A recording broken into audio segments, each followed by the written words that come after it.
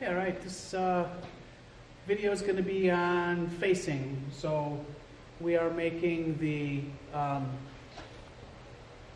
edge finder, which is this part here. And these are the three parts we're going to make. We're going to start with this larger piece first because it's the easiest. And so we have to look at the print.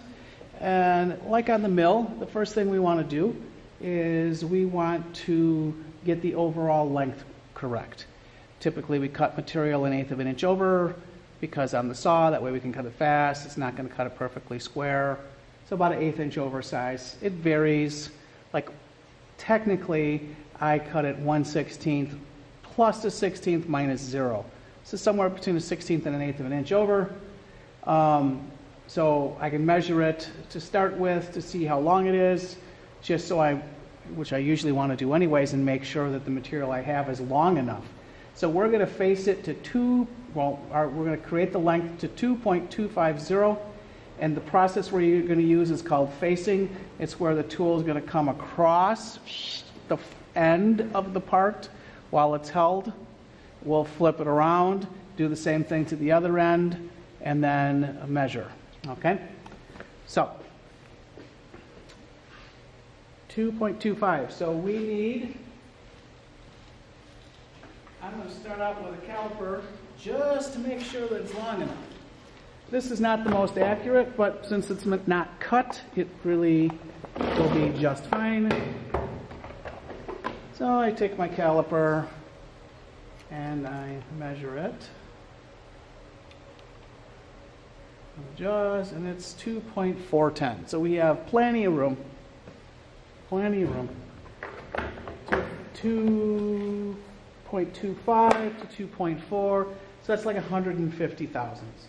So like any part comes off the saw, it's not pretty, unless you want to say pretty gnarly. There's this giant burr here. Let's see how you can see it. There you go. It's a big burr right there up on the top. So when I go to put it in the chuck, it'll make it run out. And then when I do the other side and it's deburred, it will not run out. And so technically those faces won't be parallel, which is not good. Plus, if it grabs on the burr and then the burr breaks off, part gets loose. So, same way, I'm going to do 45. The bigger burr is a little harder to get rid of. So I kind of hold it like this, and I kind of go on an angle and roll it. That's kind of, seems to work pretty good for me. It's a little hard, so it's a twist and a kind of motion. All right, that's decent. Do the other end, same way. I spin it in my hand, do another, turn it.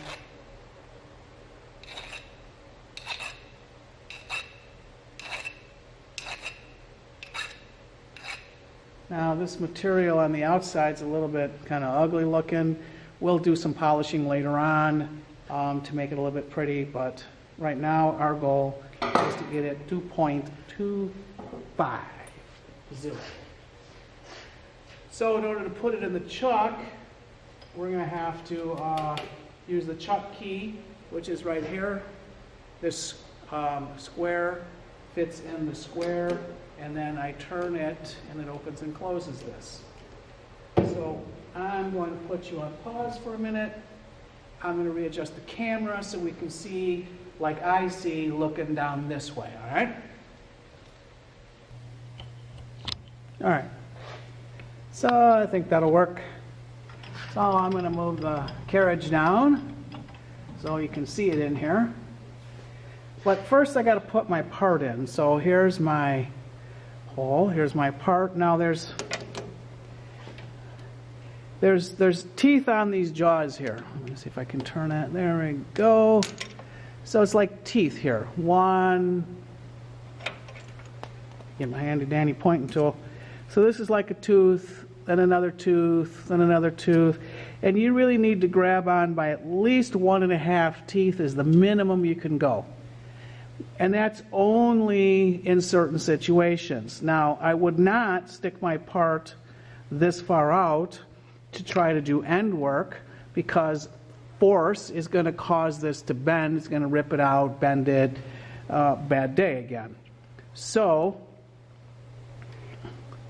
kind of about 2 fingers sticking out. So I'm grabbing it by 2 fingers to the end, roughly, and slide that in and tighten it down. So about 2 fingers sticking out. The reason I say 2 fingers is I don't want to get my cutter and this compound slide too close to these jaws and hit it. So 1, 2 fingers is good, okay? I always, before I start the spindle, I always manually move the machine into position to make sure I'm going to have enough travel to be able to get where I want to get. Now, it might be a little bit difficult to see, but this compound slide, when it goes on an angle this way, it hangs over. So if I crank it back out, you can see the part that it travels on, like the ways, like the bit, like the saddle carriage goes on, saddle carriage. Okay, same concept. Okay, so I want to try and be flush, if possible, or maybe a little bit hanging out. But what you don't want is it hanging way over, because all the cutting force and action is going to be over here, and it's going to cause this to go up and down. Because I could stick this way out and move this back here and then get it to work, but then this is not supported underneath, which means it could move. If it moves, you won't get a nice finish. So rule of thumb, start out flush, and if you have to move in a little bit more, you can. Now, every time I back up, you want to go past where you want to back up to, and then you want to go forward in. That's called taking out the backlash. Okay? Backlash is slop. So if my fingers were a screw, there's some slop in between, and when I go one way, it's this way. But if I back up just a little bit, then it actually leaves a gap to where this can move. Then that makes a slop. Your accuracy goes away. So anytime you change directions, if I was going in and say, oh, I went too far, come back out beyond where you want to go, and then come back in. So you're setting it in the direction that you're going to cut, okay? So I'm going to back it past, and then I'm going to come back in flush. All right. So now let me move this in a little bit since our part is tight. I've already calculated my RPM, set my speed. My guard is open, so it's not going to go on. I can turn this by hand, okay? So I need to put a tool in here. So I have 2 tools. There's the dovetail again that I was talking about before, and then here's the dovetail again. So I can put a dovetail on this side, and I can put a dovetail on this side. So if I do this, wherever the farthest out point is, that's the direction it wants to go. So I got square and I got this angle. And I go this way with this tool because this is clearance so it doesn't rub. Okay, I wouldn't put that this way and try and go this way with it. The clearance has to be in the back. We always do our cutting on the front and on this end. So these tools are kind of set up so you can only go one way. So if I put this tool on and lock, if I come in, remember I want to cut off the end so I can make it the length. If you look at this, that clearance is here. So I'm going this way. So notice there's no clearance there. So that's not going to work. But that would work good if I was turning on the outside. See, there's clearance on the back here. Going forward. So that would work. So now that that would be for turning. They call this turning when I go on the long ways or the z-axis. So loosen that up. Put that back. So I have a rack and I have The one turned sideways like this, that slot, that's for this tool, the facing tool. So we put that down, lock it, come in, and let's take a look and see. So now look at it. Clearance is in the back. Okay, clearance is in the back here. I go forward, clearance is in the back. That'll work. Now, zoom in here. That's too close.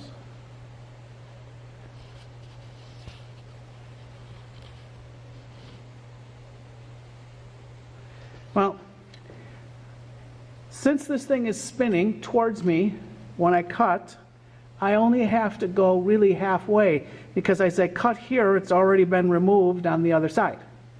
So I'm really going to the center. Now, if this tool is too high or too low, what will happen is it'll leave a bump in the middle, and you don't want that.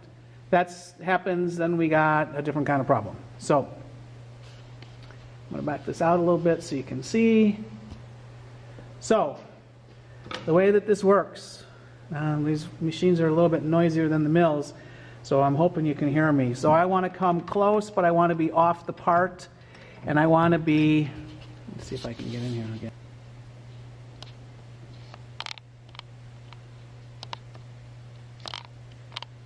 It's not letting me. So I want to be somewhere on this half of center, this half of center, okay? And I'm going to put my guard down. I'm going to turn my spindle on. It's spinning. So what happens is, first of all, I go that way until I just barely touch. Then I move it out. Then I'll come in and face. And again, this machine has a digital readout also.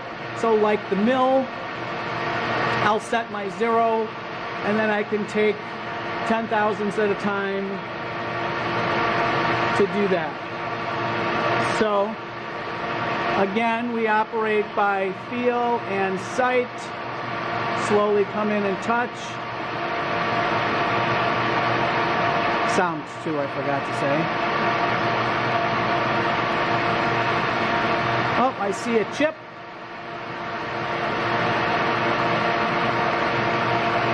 So I'm going to come off. There's the chips. Now I'm going to go into the center, because I don't think I went all the way to the center. Come back out, just like on the mill. I set my Z axis, because this is Z direction we're going in.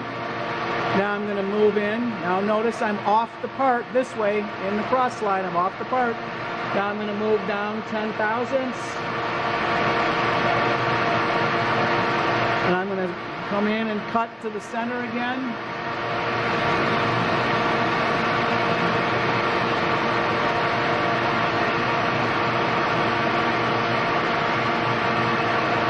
Now, two things we can do to end this. If I'm done with my cut, I can stop the spindle and then slowly come out, because if I come out fast, it makes a swirly if I have the machine on. Now I want to take my part out, so I have to move this away, because this will slice you open when you're trying to get your part open. If you get your arm caught on it, that's a bad thing. Rotate this till I can find my chuck key. Never leave the chuck key in the machine. If somehow this guard is malfunctioning and someone turns the machine on, this becomes flying weapon, all right? Safety violation, you'll be in trouble. So I loosened it up. See, nice, smooth. Okay, sometimes we have to take more than one cut. I was able to get it in one. So, deburr. Every time you make a cut, you deburr. Same way, turn it, roll around. So I'm going to do the same thing as I did on the mill. Flip it around. I'm going to stick this out 1 to 2 fingers, tighten it up, close the lid, come on down and get close like I did the last time. See, this right down here is something you have to worry about with this jaw. So if you're too close, this jaw will hit on top of here and it breaks stuff. So I'm really close. I'm going to turn it on. I'm going to move down in Z until it touches. Oh, I see a chip. Move out.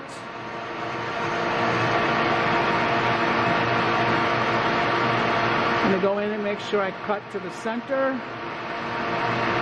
Come back out. Set my digital readout Z to 0. I'm off the part again in my cross slide. I'm going to move down about 10 or 15. Don't want to take more than about 20 because it gives a crummy finish. And I'm going to cut nice and easy. I want to go fast enough that I actually see a chip coming off, but not so fast that it's blue, hot, big chips.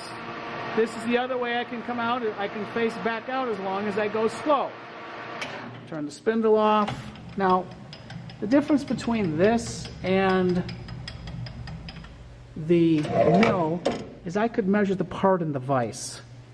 I can't get in there to measure the length of my part.